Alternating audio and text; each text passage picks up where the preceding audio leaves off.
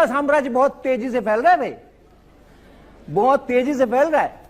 अब उसके कारण जो कुछ हैं वो अपनी जगह पर होंगे, उसमें जाने का वक्त अपने को मिलेगा नहीं, लेकिन उस साम्राज्य से सतर्क जरूर रहना है, ये मैं संदेश जरूर देना चाहता हूं। और ये जो जी का जंजाल है ना,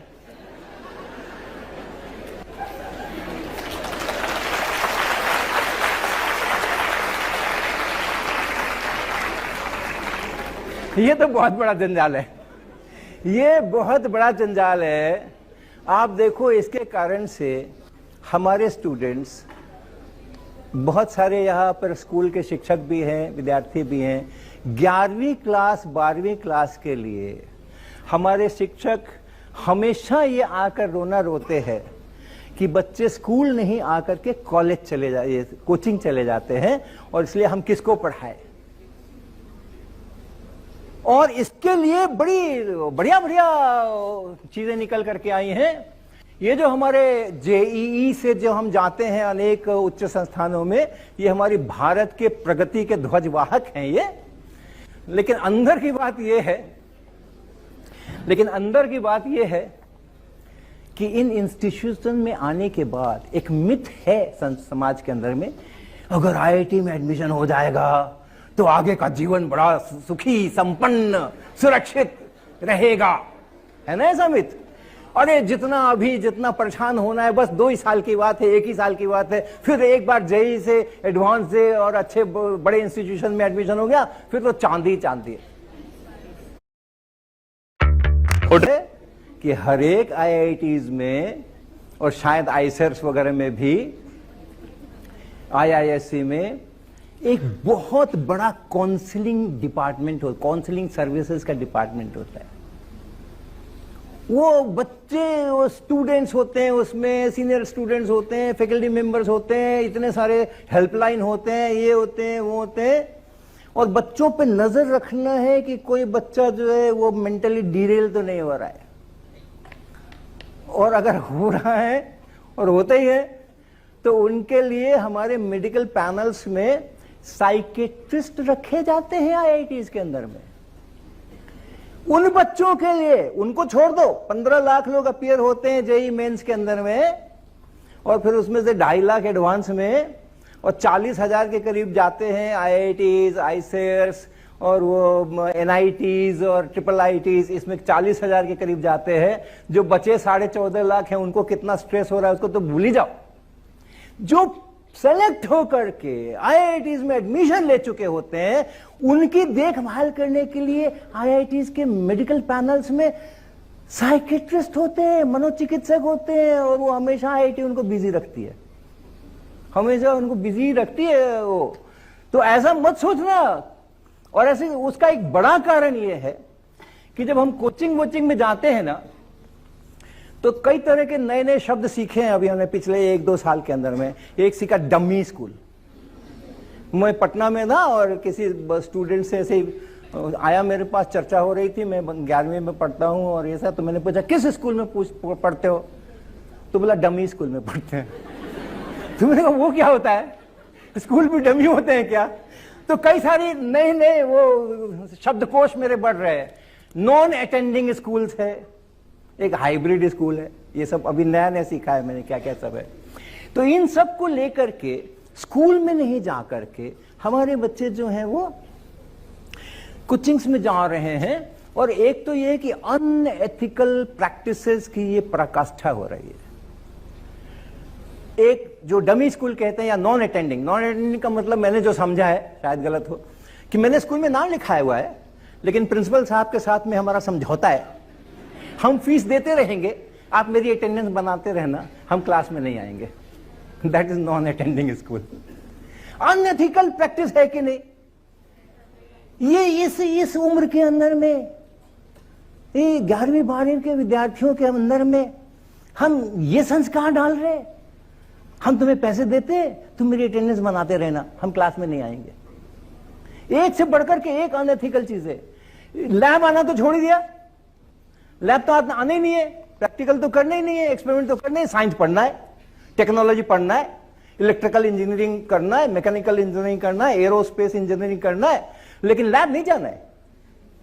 लैब जाना ही नहीं है, हाथ में कुछ सामान पकड़ना ही नहीं है। तो ऐसा करके चलेंगे तो स्कूल सिस्टम हमारा बहुत खतरे में पड़ा हुआ है इस समय में। और पहले कॉलेज सिस्टम पे प्रॉब्लम था, जेईई के कारण से सारे के सारे को बीटेक ही चाहिए था, और बीटेक में भी सारे के सारे को इधर के सालों में एआई और कंप्यूटर डेटा साइंस ही चाहिए होता है और कुछ नहीं चाहिए होता है। अच्छा है, एक्सपेरिमेंट करके तो आए नहीं है स्कूल के अंदर में तो डेटा साइंस वगैरह कर लेंगे, एआई वगैरह कर लेंगे, और तो कुछ कर सकते नहीं है। तो ये जो सिस्टम है ना, इसमें अपना कॉलेज सिस्टम पहले खत्म हुआ जेई के चक्कर में। सब लोग जेई करना है, जेई करना है, तो बीएससी कोई नहीं कर रहा, एमएससी कोई नहीं कर रहा, मतलब कोई नहीं कर रहा, मतलब बहुत कम लोग कर रहे हैं। भारतवर्ष है, वीर विहीन वसुंधरा नहीं है ये। कैसा भी खराब से खराब सिस्टम कर लो, 140 करोड़ में से इतनी संख्या तो मिल ही जाएगी जो सबको धता बता करके अपने मस्तिष्क से, अपनी चेतना से और अपने परिश्रम से आगे बढ़ेंगे और अपने हिसाब से चीजें लेके जाएंगे। कोई चीज उसको डीरेल नहीं कर सकती। और ऐसे ही लोग यहां सामने बैठे हुए हैं हमारे, और उन्हीं से भारत चल रहा है।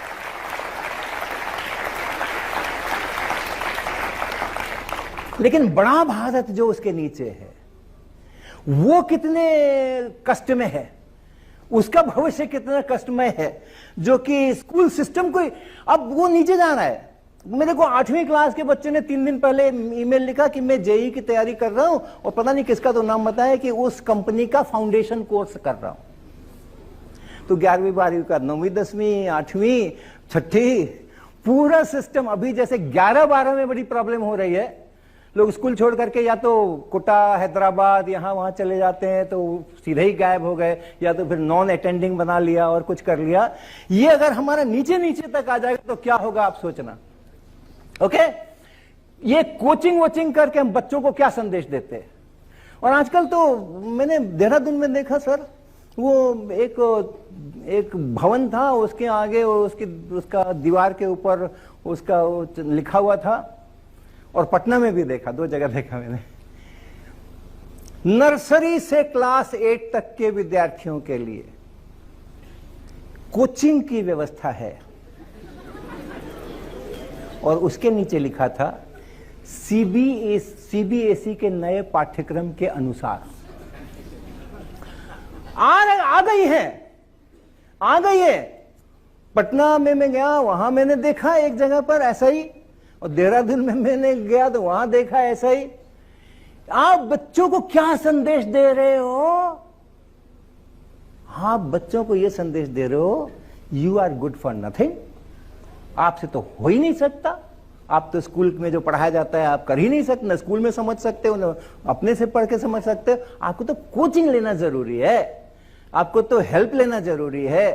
आपको कोई हेल्प नहीं करेगा तो आपका काम नहीं चलेगा। और ये चलता रहता है आगे तक।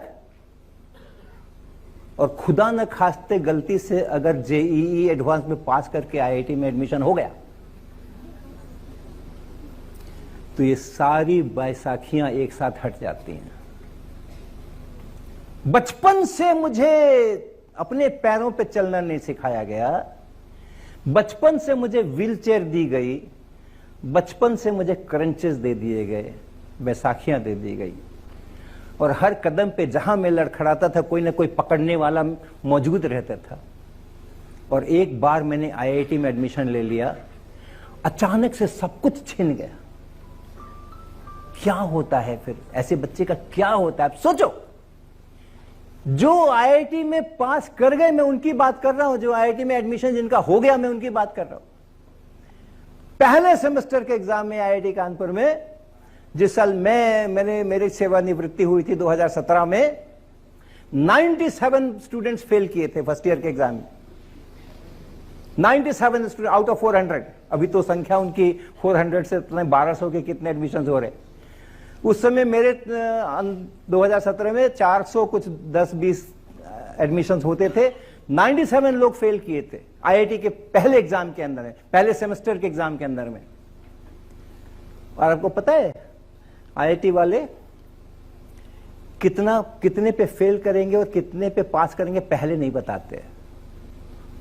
इम्तिहान हो जाता है तब भी नहीं बताते, कापियां जच जाती है तब भी नहीं बताते, किसी को पता नहीं होता है कितना और कितने पे पास होगा कितने पे फेल होगा। फिर उनका वो टेबुलेशन हो जाता है, फिर ग्राफ स्टैटिस्टिकल एनालिसिस, ये नॉर्मल कर फलाना ढिमाका, ये बड़ा लंबा चौड़ा खींच खाच करके तब टीम बैठती है और सोचती है कि कहां पे रखा जाए कट ऑफ, कितने लोगों को फेल कर दिया जाए, कितने को पास कर दिया जाए। The rules of the games are decided after the game is over.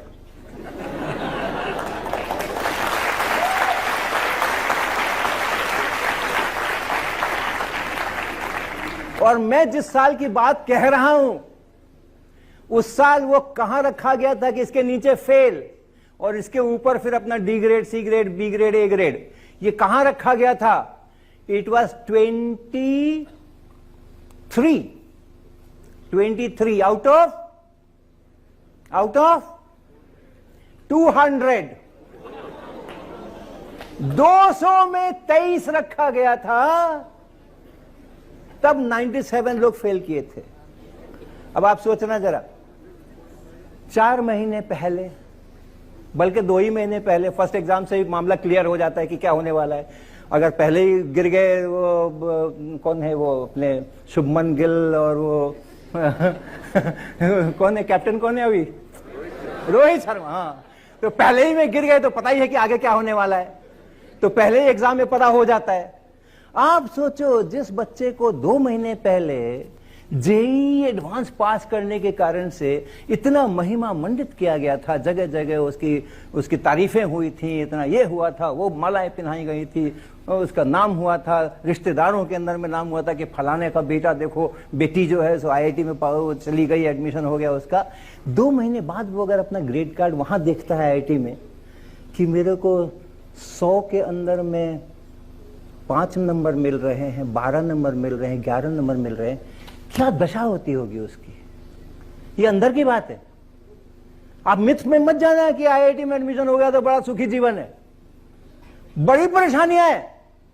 बहुत सारे आईआईटीज में लोग इतना ज्यादा स्ट्रेस में होते हैं कि फिर वो चरस, गांजा और वो नशा और सब कुछ चलता है वहां पे, और एडमिनिस्ट्रेशन परेशान रहता है कि कैसे उसको रोका जाए। और कभी कभी आप सुनते ही हैं कि क्या होता है। और ये जो हाइब्रिड स्कूल नाम की चीज हुई है ना, उसके अंदर में जो 11-12 है, उसमें से वो कहते हैं कि भाई देखो ऐसा है कि ये जेईई सेक्शन है, मेरे स्कूल के जो शिक्षक हैं वो इसको हैं वो आकर के पढ़ाएंगे, फिट जी वाले आकर के यहाँ पे। अच्छी बात है कि कम से कम भागदौड़ नहीं करनी है, स्कूल के अंदर में ही पढ़ाने के लिए लोग आ रहे हैं। शिक्षकों को हम क्या संदेश दे रहे हैं अपने स्कूल के शिक्षकों को? जैसे कोचिंग वालों को के पास आपको जाना पड़ेगा, शिक्षकों को भी हम वही कह रहे हैं। अपने स्कूल के शिक्षकों को एडमिनिस्ट्रेशन क्या संदेश दे रहा है? आपसे कुछ नहीं होगा, हमें फिटजी से लेके आना पड़ेगा, एलन से लेके आना पड़ेगा, यहां से रेजोनेंस से लेके आना पड़ेगा, 4 शिक्षक वो भेजेंगे, और वो कभी अपने सबसे अच्छे शिक्षक नहीं भेजते हैं इस तरह के स्कूलों के अंदर में। तो ये जो जंजाल है ना, ये बड़ा मुश्किल है। कमिटेड एंड कॉम्पिटेंट टीचर्स, ये इंडेंजर्ड स्पीशीज में आ गया है।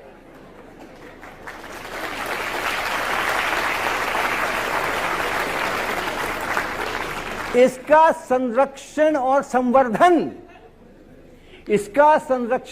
संवर्धन हमारे देश की सबसे प्रमुख आवश्यकताओं में से एक बन गया है।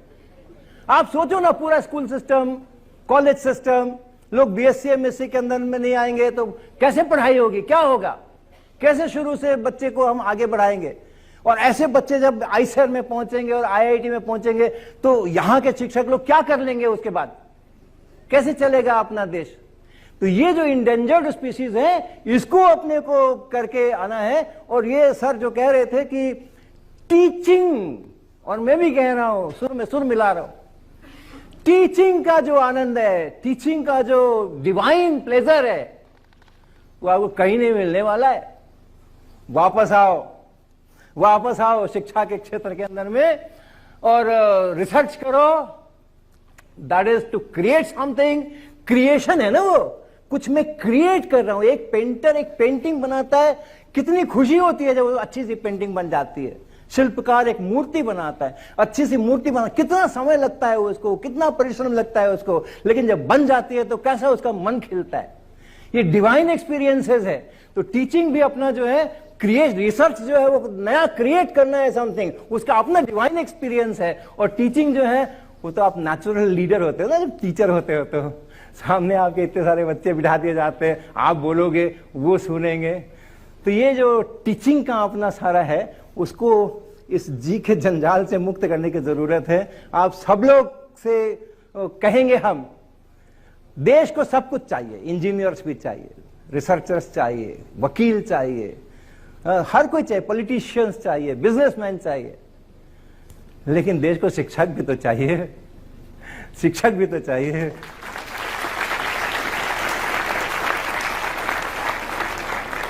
पंद्रह लाख लोगों में से 40,000 में जाने की अगर आप हिम्मत रखते हो तो टीचिंग जॉब भी उतना खराब नहीं है वो ये भी उतना खराब नहीं है। आजकल ठीक ठाक खाने पीने का पैसा मिल ही जाता है सरकारी स्कूलों में। प्राइमरी स्कूल के अंदर में भी आप जाओगे तो अच्छी अच्छी खासी तनख्वाह 50-60 हजार से शुरुआत हो जाती है। प्राइवेट वाले में भी अगर आप में कॉम्पिटेंस है तो बहुत बढ़िया सैलरी आपको मिल सकती है। मैं छत्तीसगढ़ गया था करीबन 10 साल पहले। उस समय बीएचयू के एमएससी के विद्यार्थी को 75,000 रुपए महीने देकर के एक स्कूल वालों ने अपने यहाँ 11-12 पढ़ाने के लिए रखा था। तो अगर आप 15 लाख में से 40,000, पहले 40,000 में, पहले 12,000 में आईआईटीज के अंदर में, आईसीएस के अंदर में आने का दमखम रखते हो, उसके लिए प्रयास करते हो, ये बहुत सरल है उससे ये उससे बहुत सरल है और देश की जरूरत भी है। Thank you very much.